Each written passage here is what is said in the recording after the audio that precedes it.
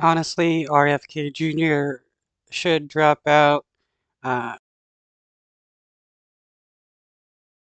Obviously not, but he is. He's against like vaccines and stuff, has a bunch of really weird conspiratorial ideas about BS, and he thinks that the January 6th traitors were actually good people, so he definitely supports the right. Let's hit this thing directly, and that is that this is a close race. Robert Kennedy Jr. still in it and could be a spoiler. It's arguably, given his positions, he may take more votes from Donald Trump than Joe Biden. And then there is this protest vote. Where do you think things stand now? Look, Robert Kennedy Jr. has the same math and the same path to zero victory in the presidential election that No Labels had. And No Labels just did the right thing this week. And that is a great thing for democracy. And we expect Robert Kennedy Jr. should do the same. A great thing for democracy would also having more choices than a old white fascist Nazi or an old white Zionist fascist. Because so far those are the only two choices we get, either a fascist or a fascist. There is, as you said at the top of the last moment there, Allie, there is no pathway for a third-party presidential candidate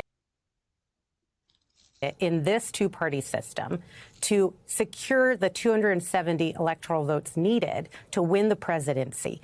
The only path. And that's another problem with our system. It's only a two-party system, so you don't really have any choices. When you're expected to vote for the lesser evil, you're still voting for evil, even if you claim it's the lesser. Pathway a third-party candidate has in the United States at the presidential level is to actually serve as a spoiler. And in 2024, we're incredibly worried that Robert Kennedy will actually swing the election to Donald Trump, and nobody in this country needs to have that ever again. All right, so there's a campaign. Well, nobody in the United States needs to have Biden as president again as well. We need an age limit on who can be president, because we also don't need like 100-year-old people with dementia running for president, because both of them seem like they're suffering from dementia.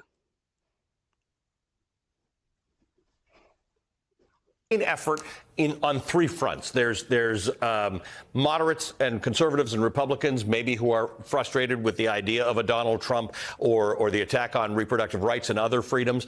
There are Democrats who might not be in favor of some of Joe Biden's policies or not enthused by him. And then there is this act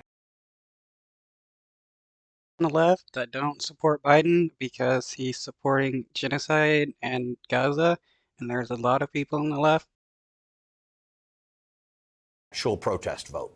How do you deal with that last one? In fact, I just want to put up on the screen just Michigan and Wisconsin, the number of votes. The Wisconsin vote in the last election, Joe Biden won by 20,000 votes.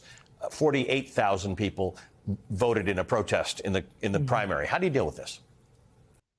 That means there's a lot of people that don't want Biden to be president. Look, the situation, or I should say the crisis that is happening in Gaza and between Israel is catastrophic. It is an atrocity, and it is completely understandable that folks are heading to the polls in the primary to vote uncommitted. And it has to stop. What's happening in Gaza must stop. And I'm heartened to see that there's a growing consensus in the Democratic caucus to really leverage all the power the United States has to stop this atrocity. Well, it's not going to stop as long as you have a Zionist as a president, because they're going to support the Israeli government no matter what they do. But money and arms to the Israeli government. Being said, at the same time, we as voters here in the United States have a choice to make this November.